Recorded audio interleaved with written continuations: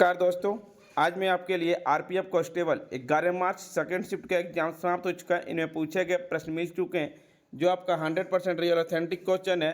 और जिन्हें पीडीएफ चाहिए वो हमारे टेलीग्राम या व्हाट्सएप ग्रुप पर ज्वाइनिंग कर सकते हैं या आप हमारे व्हाट्सएप नंबर से पीडीएफ प्रोवाइड कर सकते हैं। पहला प्रश्न है, गांधीवादी से कौन सा अनुच्छेद संबंधित है? तो गांधीवादी से अनुच्छेद संबंधित अनुच्छेद 40 या ग्राम पंचायत के संगठन से संबंधित है। स्वशासन की इकाई के रूप में कार्य करने के लिए आवश्यक अधिकार के साथ ग्राम पंचायत का संगठन करना। समाजवादी सिद्धांत, इसे नेहरूवादी सिद्धांत के रूप में भी जाना जाता है। इसका उद्देश्य राज्यों को सामाजिक और आर्थिक न्याय प्रदान करना। जो आपका अनुच्छेद है, अनुच्छेद 38, 39, 39 से 41, 42, 43, 47 इस सिद्धांत पर संबंधित है, सामाजिक सिद्धांत से। उदारवादी बौद्धिक सिद्धांत अनुच्छेद 44, 45, 48, 48 से 49, 50, 51 उदार और बौद्धिक सिद्धांतों से संबंधित है। गांधीवादी सिद्धांत से शामिल अनुच्छेद 40, अनुच्छेद 43, अनुच्छेद 43B, अनुच्छेद 46, अनुच्छेद 47, अनुच्छेद 48।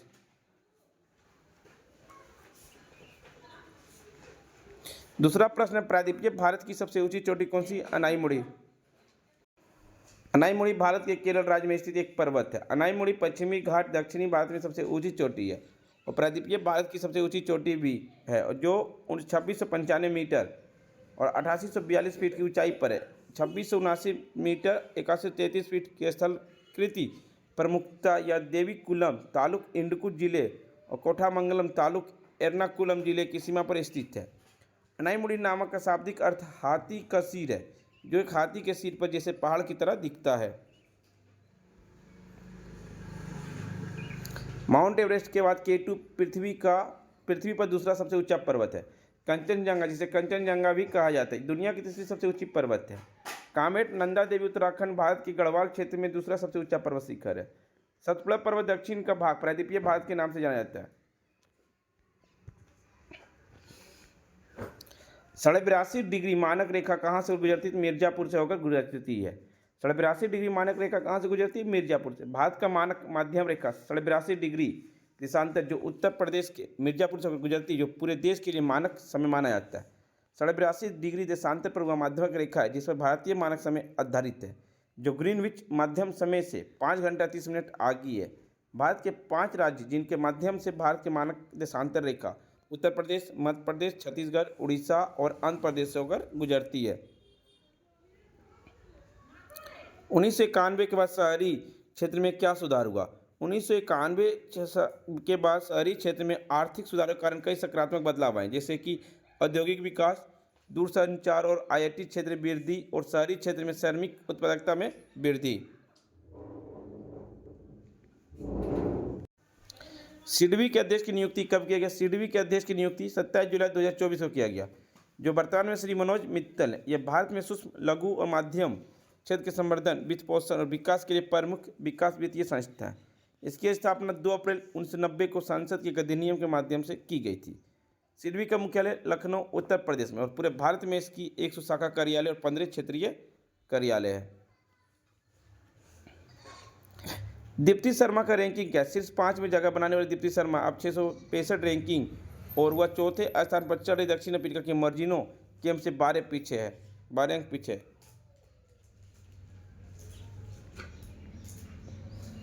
भारतीय राष्ट्रीय जलमार्ग संख्या 2 किस राज्य में स्थित है? असम में। बांग्लादेश सीमा से शादियों असम के बीच ब्रह्मपुत्रा को 891 किलोमीटर की लंबाई को राष्ट्रीय जलमार्ग 2 घोषित किया गया था। इसे 1988 में राष्ट्रीय जलमार्ग 2 घोषित किया गया था। इसके 9 floating terminal Dibrugarh, Shekhowa, Jogighopa, Dhubri port, Silghat, Jumugari, Bogibil, Tezpur और सादिया है। पांडु बंदरगाह राष्ट्रीय जलमार्ग 2 पर सबसे बड़े और सबसे महत्वपूर्ण बंदरगाह है। भारत में 111 जलमार्ग को राष्ट्रीय जलमार्ग अधिनियम 2016 के अनुसार राष्ट्रीय जलमार्ग घोषित किया गया है। इंदिरा सागर बांध किस नदी पर या किस राज्य पर बना है? नर्मदा और मध्य प्रदेश में। इंदिरा सागर बांध मध्य प्रदेश में एक बहुउद्देशीय बांध परियोजना है। यह नर्मदा नदी पर बनाया गया था, जो मध्य भारत में पश्चिमी भारत में बहती है। परियोजना की आधारशिला पर भारत के प्रधानमंत्री द्वारा 1984 में रखी गई। लेकिन मुख्य बांध का निर्माण 1992 में शुरू हुआ। यह वर्ष 2003 में पूरा और वर्ष 2005 में चालू किया गया था। पानीपत की द्वितीय युद्ध किसके बीच लड़ा गया? पानीपत का द्वितीय युद्ध 1556 ईस्वी में अकबर और सम्राट हेमचंद विक्रमादित्य हेमू के बीच लड़ा गया, जिसमें हेमू की हार हुई। यह अकबर के सेनापति खान जामन प्रथम और बैरम खान के लिए एक निर्णायक जीत थी। अकबर और उसके संरक्षक बैरम खान ने लड़ाई में भाग नहीं लिया और युद्ध क्षेत्र में 5 कोस 8 मील दूर तैनात था। पानीपत की लड़ाई के बाद अकबर ने आगरा और दिल्ली को अधिक प्रतिरोध के लिए बना लिया। पानीपत का तीसरा युद्ध। यह युद्ध 14 जनवरी 1761 को दिल्ली से लगभग 60 मील उत्तर पानीपत में हुआ। यह मराठा साम्राज्य के उत्तरी अभियान दल और अफगानिस्तान के राजा अहमद शाह दुरानी के दो भारतीय मुस्लिम सहयोगियों दोआब के रोहिल्ला अफगान और अवध के नवाब सुजुदुल्लाह के गठबंधन के बीच लड़ा गया था। यह लड़ाई 18वीं शताब्दी में लड़ी गई सबसे बड़ी संख्या में से एक मानी जाती है, जिसमें एक ही दिन में 2 सेनाओं के बीच हुए और युद्ध की सबसे बड़ी संख्या घातक थी। पानीपत की पहली लड़ाई 21 अप्रैल 1526 को पानीपत हरियाणा के छोटे से गांव के पास लड़ी गई। इसने भारत में मुगल साम्राज्य की शुरुआत की चिन्हित किया। इसमें लड़ाई इब्राहिम लोदी के शासन के दौरान जहीर उद्दीन बाबर और दिल्ली सल्तनत के अंतिम सम्राट अल बलों के बीच लड़ी गई, जिसमें बाबर की विजय हुई और मुगल साम्राज्य की स्थापना हुई। गुप्त के शासनकाल के दौरान संधि विग्रह का अर्थ क्या होता है? युद्ध तथा शांति मंत्री। समुद्रगुप्त के शासनकाल के दौरान संधि विग्रह का अर्थ युद्ध तथा शांति मंत्री था। प्राचीन भारत में श्रीगुप्त ने गुप्त वंश की स्थापना की थी। समुद्रगुप्त गुप्त वंश का एक प्रसिद्ध शासक था। हम बड़े बड़े शिलालेखों के माध्यम से समुद्रगुप्त के बारे में जानते हैं, जो वास्तव में संस्कृत में एक कविता है जिसकी रचना उनके दरबारी कवि हरिसेन ने की थी।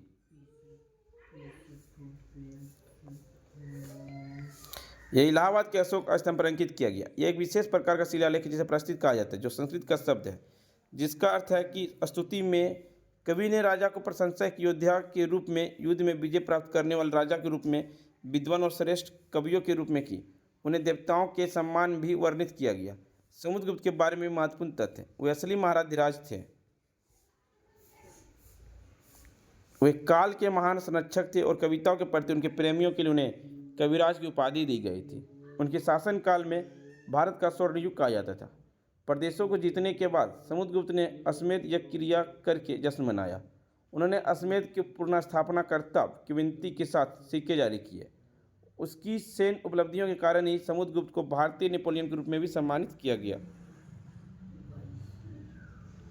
दूसरी अनुसूची किससे संबंधित? सार्वजनिक पद पर धारण करने वाले अधिकारियों, राष्ट्रपतियों, न्यायाधीश आदि के वेतन की सूची से चर्चा है। पहली अनुसूची में है भारत राज्यों के क्षेत्रों का सूचीबद्ध करता है। दूसरी अनुसूची में सार्वजनिक पद धारण करने वाले अधिकारी, राष्ट्रपति, न्यायाधीश के वेतन की सूची देता है। तीसरी अनुसूची में न्यायाधीश सहित निर्वाचित अधिकारियों के शपथ की जारी प्रतिज्ञा के रूप में है। चौथी अनुसूची में राज्यसभा में सीटों का आवंटन। पांचवी अनुसूची में अनुसूचित क्षेत्र और अनुसूचित जनजातियों के प्रशासन और नियंत्रण के संबंध में प्रावधान। छठी अनुसूची में असम, मेघालय, त्रिपुरा और मिजोरम में आदिवासियों क्षेत्रों को प्रशासन के लिए किए गए प्रावधान। सातवीं अनुसूची में केंद्र सरकार, राज्य सरकार और समवर्ती जिम्मेदारी की सूची। आठवीं अनुसूची में आधिकारिक भाषाएं। नवीं अनुसूची में कुछ अधिनियम और विनियम का सत्यापन है। 10वीं अनुसूची में संसद, राज्य विधानसभा के सदस्य के लिए दल बदल विरोधी प्रावधान। 11वीं अनुसूची में पंचायती राज, ग्रामीण स्थानीय सरकार। 12वीं अनुसूची में नगर पालिका, शहरी स्थानीय सरकार या नगर पालिका। मालाबार अभ्यास कहाँ पर आयोजित किया? मालाबार अभ्यास जो 2024 में हुआ, भारत के विशाखापट्टनम में आयोजित किया गया, जिसमें भारत, ऑस्ट्रेलिया, जापान और संयुक्त राज्य अमेरिका की नौसेना ने भाग लिया। स्थान विशाखापट्टनम, भारत। वर्ष 2012। भारत, ऑस्ट्रेलिया, जापान और संयुक्त राज्य अमेरिका। अभ्यास का प्रकार नौसैनिक अभ्यास। समय अवधि 8 से 18 अक्टूबर तक। बंदरगाह चरण विशाखापट्टनम और समुद्री चरण। 1857 क्रांति में धुले महाराष्ट्र से नेतृत्व किया। 1857 क्रांति के दौरान महाराष्ट्र के धुले क्षेत्र से रंगो बापूजी गुप्ते ने किया। रंगो बापूजी गुप्ते पेशे से एक सरकारी अधिकारी थे, लेकिन उन्होंने अंग्रेजों के खिलाफ विद्रोह सक्रिय भूमिका निभाई। उन्होंने स्थानीय लोगों को संगठित करके ब्रिटिश शासन के विरुद्ध आंदोलन किया, जिससे अंग्रेजों को इस क्षेत्र में कड़ी चुनौतियां मिली। हालांकि बाद में उन्हें अंग्रेजों द्वारा पकड़ लिया गया और दंडित किया गया। एक था, सरोद में कितने प्रकार के मुख्य तारे होते हैं? आपको बताना था। ऑप्शन में क्या 19, 20 होगा तो 19, 20 राइट आंसर हो जाएगा। एक होता है 8 तारे, 8 खुट्टे वाले स्रोत। इस प्रकार स्रोत में 8 मुक्त तार, 2 चिकारी तार होते हैं।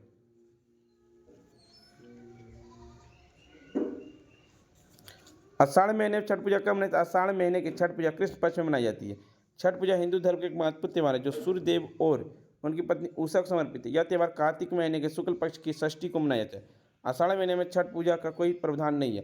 फ्रेंड्स, वीडियो पसंद आ रही तो लाइक, शेयर, सब्सक्राइब जरूर करें और पीडीएफ पाने के लिए हमारे टेलीग्राम या व्हाट्सएप ग्रुप पर ज्वाइनिंग कर सकते हैं।